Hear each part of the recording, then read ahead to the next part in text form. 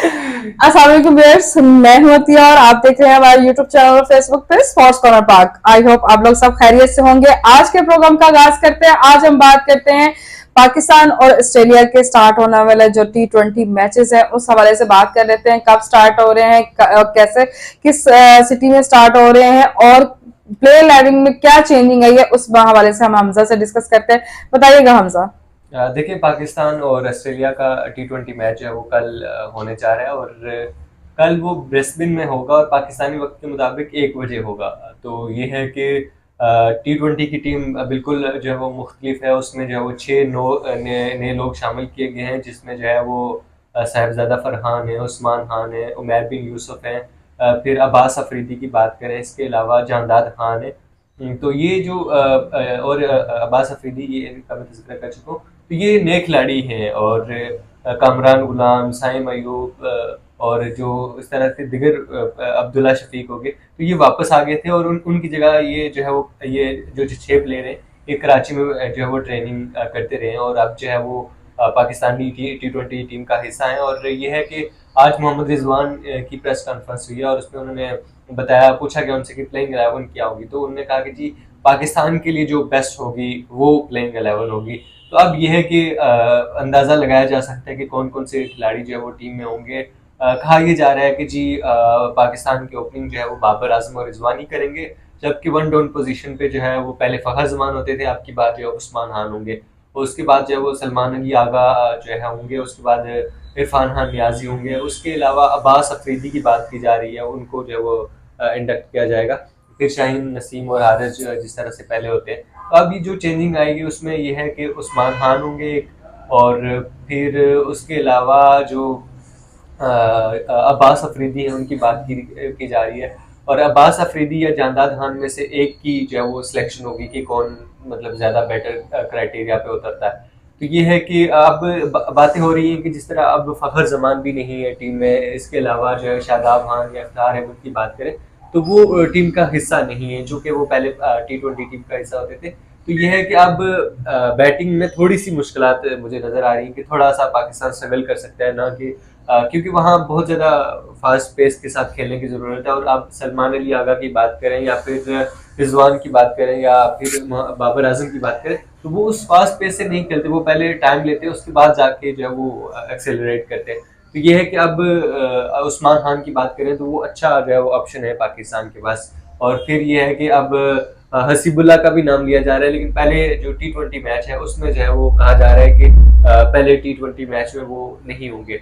इसके अलावा जो है आज की जो प्रेस कॉन्फ्रेंस है वो रिजवान की, उसमें भी वो काफ़ी एक्साइटेड नजर आए। और उसके अलावा 2 दिन पहले जो है उनकी एक वीडियो वायरल हुई है कि ड्रेसिंग रूम में वो कह रहे हैं कि जी हमारा सफ़र जो है वो एंड नहीं हुआ और हमें जो है इसी पे ज़्यादा खुशियाँ नहीं मनानी चाहिए, हमें फर्दर जो है वो आगे देखना चाहिए। और T20 सीरीज़ में मोहम्मद रिजवान ने कहा कि मेरी जो है कुछ विशेज़ हैं, मैं अब वाज़ह नहीं बता सकता, लेकिन वो उनकी विश यही है कि हम जो है ऑस्ट्रेलिया को वाइट वॉश करें। और ऑस्ट्रेलिया की टीम में जो है वो कोई बड़े नाम शामिल नहीं है, जैसे कि उनके 5 से 6 प्लेयर जो हैं वो शामिल नहीं है। जो शेजलवुड की बात करें, मिचेल मार्श की बात करें या फिर स्टार की बात करें, पैट कमिंस की बात करें, तो ये है कि ये सारे प्लेयर्स नहीं है, उनके मेन प्लेयर्स नहीं है और पाकिस्तान के लिए बड़ी आसानी होगी। अब पिच की बात करें तो वो भी फास्ट पेस पिच है, मतलब फास्ट बॉलर को काफ़ी जो है वो स्पोर्ट्स मिलेगी, इसमें वो काफ़ी अच्छा परफॉर्म करने की उम्मीद की जा सकती है। हमजा, लेकिन अगर हम बात करें वनडे में तो पाकिस्तान ने वाकई में ऑस्ट्रेलिया को ऑस्ट्रेलिया में जाके ही वाइट वॉश किया है और उनका मुंह तोड़ उनको जवाब भी दिया है, क्योंकि ये एक मौका बन गया था सबका कि ऑस्ट्रेलिया में जाके ही ऑस्ट्रेलिया को हराना जो है वो सब ये मुश्किल बन चुका था। एक टारगेट था जो पाकिस्तान ने अचीव किया और करके भी दिखाया इस चीज को। अब आप बता रहे हैं जैसे चेंजिंग हुई है, क्या ये उसी जीत को मेंटेन रख सकेंगे, उसे कंटिन्यू कर पाएंगे? देखिए, कप्तान वही है, बाकी चले प्लेयर्स है वो नए इंडेक्ट में, लेकिन ये है कि एनर्जी है पाकिस्तान की टीम में। आप देखें जिस तरह से शाहीन नसीम या हारिस जो है वो परफॉर्म कर रहे हैं। अच्छा, बाबर आजम है। एक और चीज़ की मुझे कमी महसूस होगी, वो ये है कि साइम अयूब नहीं है T20 की टीम में। तो साइम अयूब को होना चाहिए था, और वो T20 के ज़्यादा मुस्तनद प्लेयर हैं, बजाय कि वो अब उसको टेस्ट को, और ये वनडे के भी अच्छे प्लेयर हैं वो, लेकिन T20 में वो लाजमन होने चाहिए थे। अनफॉर्चुनेटली वो नहीं है, लेकिन टीम ऑलमोस्ट वही है, एक दो जो है वो इजाफा या कमी होगी। जिस तरह से अब उस्मान खान की बात करें, वो एक नया एडिशन है। इसके अलावा जो अब्बास अफरीदी है, मोहम्मद असलम नहीं होंगे तो अब्बास अफरीदी को मौका मिल जाएगा।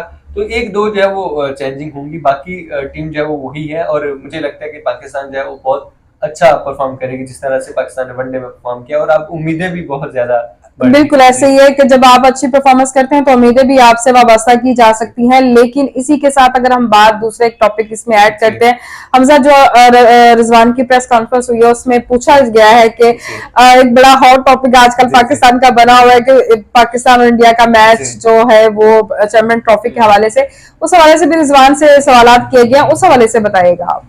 देखिए, मोहम्मद रिजवान से जब पूछा गया कि इंडिया की टीम जब के राहुल, सूर्या कुमार यादव ये लोग जो है वो आना चाहते हैं पाकिस्तान में ना, तो आप इस मुतालिक क्या कहेंगे? तो उन्होंने कहा जी हम वेलकम करेंगे, हम सबको वेलकम करेंगे, हम पूरी टीम को वेलकम करेंगे, लेकिन ये जो डिसीजन है ये हमारे हाथ में नहीं है। ये पीसीबी डिसीजन करेगा कि क्या होता है, क्या हम उनके साथ जो है वो किस तरह के हमारे मामला तय पाते हैं, तो ये पीसीबी के हाथ में है। तो ये है कि मोहम्मद रिजवान का इस तरह का बयान जो है वो पाकिस्तान के कैप्टन होने के नाते जो है बड़ा जो है वो खुश आइंद है कि इस तरह से आप एक अच्छा और नेक शुगुन जो है वो पैगाम पहुंचाते हैं दूसरी टीम के लिए, और इस तरह से वो हमेशा जो है वो पॉजिटिव रहते हैं, चाहे कोई इंडिया की टीम हो या कोई भी टीम हो, तो उनके लिए सबके लिए वो पॉजिटिव होते हैं। तो मैं समझता हूँ कि ये बड़ा जबरदस्त और पॉजिटिव। सेकेंडली हमजा, पीसीबी की तरफ से जो है आईसीसी को लेटर भी लिखा गया है, उस लेटर के हवाले से जरा बताइएगा कि उसमें क्या ऐसी चीजें लिखी गई हैं जो कि हमारी ऑडियंस को भी पता होनी चाहिए।